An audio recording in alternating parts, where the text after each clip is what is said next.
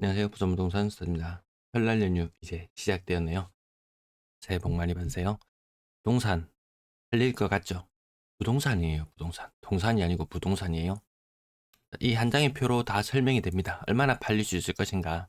신생아 대출의 위력이 특례 대출의 3분의 1 위력밖에 되지 않는다. 그러면 어떤 결과가 나오느냐. 제가 요거 예전부터 계속 말씀을 드렸던 부분, 이 부분 드러낸 지 한참 지났죠. 신생아 특례가 도입되면 아무 정책이 안 나왔을 때는 부산의 거래량은 1000건 수준. 신생아 특례로 거래량 30% 정도 증가 효과가 있을 것이다. 거기에 플러스 알파가 작아지면 거래량은 더 작아질 수도 있습니다. 1600건 정도 거래량 나올 걸로 예상하고 이렇게 시뮬레이션을 했죠. 1월 달에 거래량은 기대감으로 굉장히 잘 나왔습니다. 하지만 그다음부터는 거래량이 위축될 수밖에 없을 것이다. 총선을 앞두고 일부 거래량이 늘어날 수 있지만 다시 줄어드는 형국으로 갈 것이다. 그러면 분위기는 어떤 분위기냐? 23년과 22년 그 중간 정도의 분위기가 24년의 분위기가 될 듯하다. 22년도 굉장히 안 팔리는 경험 해보셨을 거예요. 23년도 숨통이 조금 트였어요. 24년도는 어중간한 그런 입장이 될 것 같습니다. 주간 실거래 지수에서 보듯이 부산은 연속해서 계속해서 하락을 나타내고 있습니다. 플러스를 구경 못한 지 너무나 오래되었어요. 매매 전세 모두 약세의 모습을 보여주고 있는 가운데 이 돼지가 우물에 빠진 날, 세종시가 지난번 굉장히 급격한 하락을 한번 보여줬었는데요.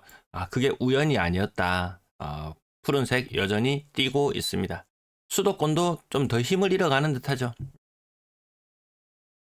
쿠팡 요거 좀 이용 좀 하시는 분들은 꼭 제 링크를 경유해서 이용을 좀 부탁드릴게요. 요즘 조회수가 1000도 안 나옵니다. 제 운영 방식이 문제가 있다면 제가 접는 게 맞겠죠. 예. 1000명을 정말 마지노선으로 보고 이렇게 운영을 하는데 조금 더 힘을 내보도록 하겠습니다. 매도 물량은 일주일 전 대비 오늘 대비 조금 감소한 모습. 52,000개 수준. 전세 물량이 계속해서 감소해 나가고 있고요. 월세 물량도 계속해서 감소해 나가고 있다. 팔릴 것이란 기대감이 사라지고 나면 뭐든지 나가라. 이 현상은 생길 수밖에 없을 것 같습니다.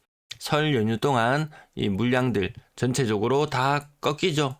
설 연휴가 있을 때마다 물량들이 많이 꺾이는 이 현상 이후에는 아마 증가하는 패턴으로 나타나지 않을까 그렇게 생각합니다. 팔릴 것 같죠? 분양권 팔릴 것 같죠? 부동산이에요, 부동산. 1977개. 계속해서 물량이 늘어나고 있다. 자, 대연동. 요거, 전매 해제되면서 많은 거래가 이뤄졌었는데요. 시장에 매물은 많이 나오는데 잘 정리는 안 되죠. 부동산이거든요, 부동산. 사람들이 망각하고 있던 부분, 뭐 황금성이 좋다든지 이런 것은 경기가 좋고 팽팽 돌아가던 시절의 이야기. 이제 황금성이 떨어지는 진정한 이제 부동산의 이제 진면목을 경험하는 그런 시기인가 아닌가 싶습니다. 매수 심리 지난주보다는 살짝 개선되었다. 왜? 매물이 살짝 줄어들었습니다. 아파트 거래량 75건. 이번 주에는 그 LH의 지원 사격이 있었음에도 불구하고 거래량 주간 거래량 기준 490건. 65건을 빼고 나면 425건.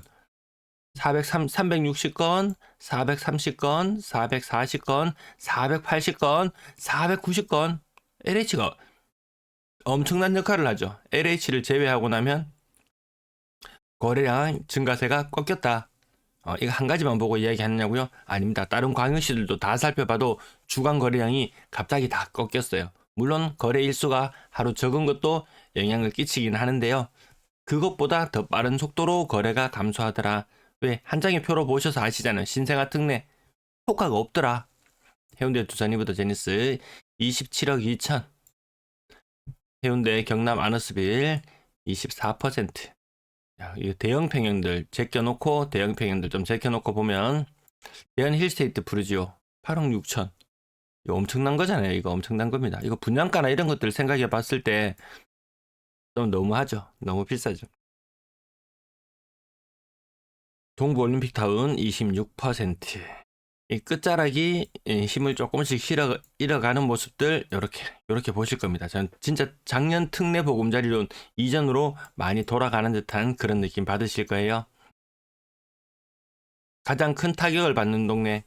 수도권도 큰 타격을 입을 수밖에 없다. 6억에서 9억 사이에 적격 대출이 중단되는 시기. 그게 올해잖아요. 네. 비싼 아파트일수록 힘을 못 쓰는 여러 가지 이유들에 대해서 계속해서 말씀드리고 있습니다. 상당수는 이제 노후 세대로 접어드는 세대에 갔는데 언제까지 이렇게 투자 팽팽 돌아가지는 못합니다.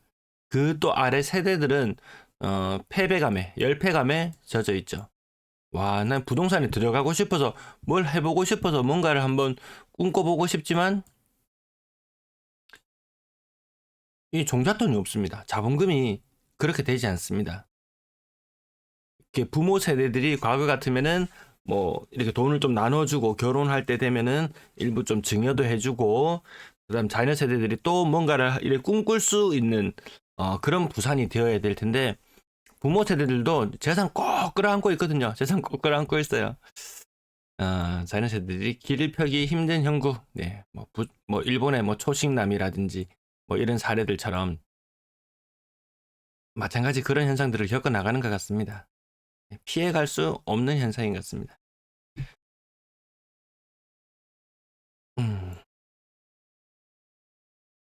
요거 뭐 특별하게 안 보셔도 괜찮은 거 아시죠? 네, 26%, 22%. 하여튼 부산에는 좀 뭔가 유행은 좀 빨리 타고 뭔가를 좀 빨리 받아들이는 듯 한 그런 느낌은 있습니다. 뭐 새로운 정책이 나왔다. 그러면 빨리 들끓어 버리죠. 빨리 들끓어 버립니다. 그리고 굉장히 그런 것들을 민감하게 받아들이는데 근래 부동산 시장이 민감하게 받아들이고 먼저 진입을 한 사람들은 오히려 그 손해를 보는 형국이죠. 이 고점 대비가 아이고 요건 표시세 기능 보류하고 개개의 물건들을 보면 하락률이 그렇게 세 보이지 않는다. 하락률이 그렇게 세 보이지 않습니다.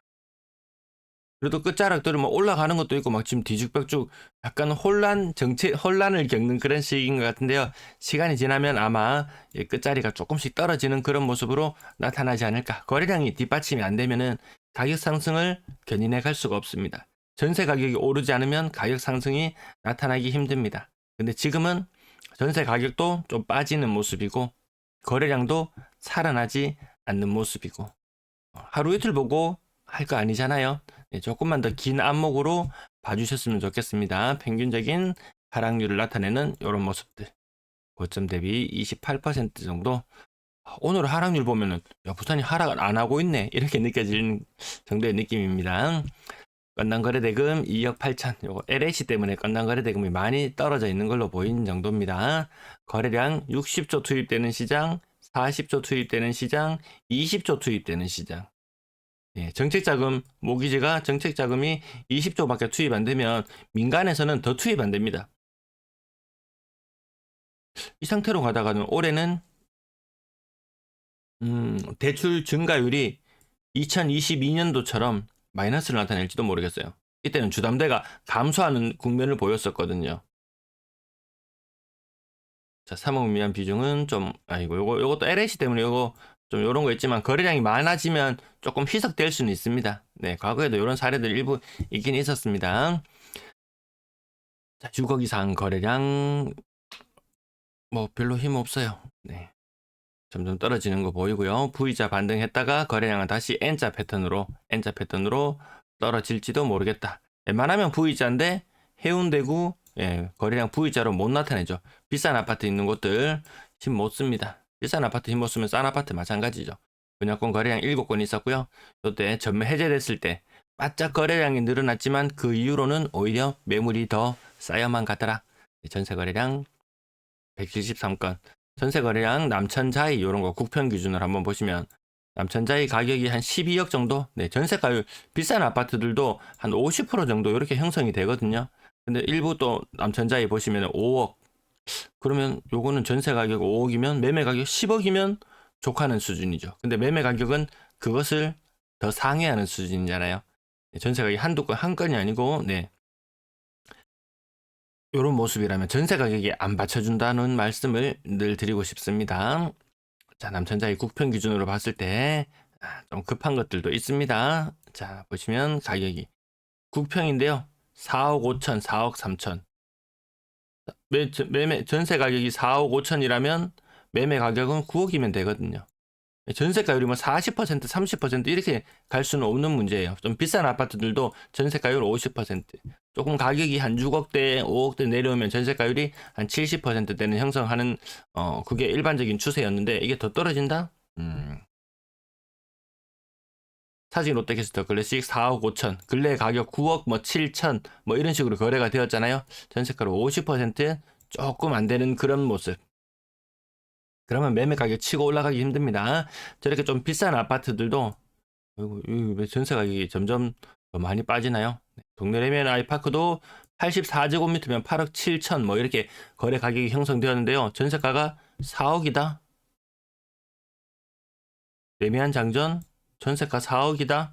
한창 때 전세 가격 8억까지 갔었던 거지. 전세 가격이 4억이다.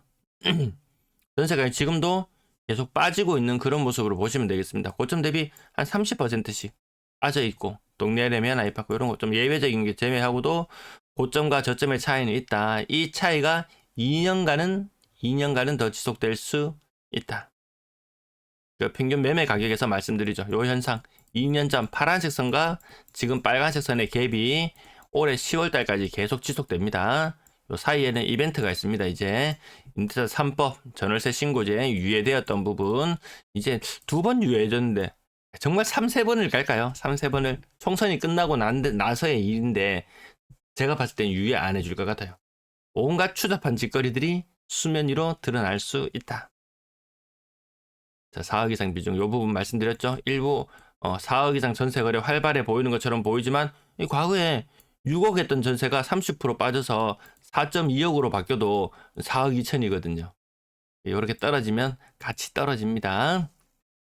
매매 가격 높은 아파트 가격 올라가지 못하는 그 금융 환경에서 전세 가격마저 받쳐주지 않는 그런 이중고를 겪을 수밖에 없을 것 같다. 월세 시장 무척이나 안정. 임대 거래량 뒤늦게 신고되는 것들이 좀 많이 있습니다. 1월의 거래는 지난 12월보다 더 화려할 것이다. 2월, 3월 때까지도 전세 거래량은 많이 나타나는 시기네요. 시청 감사합니다. 새해 복 많이 받으세요.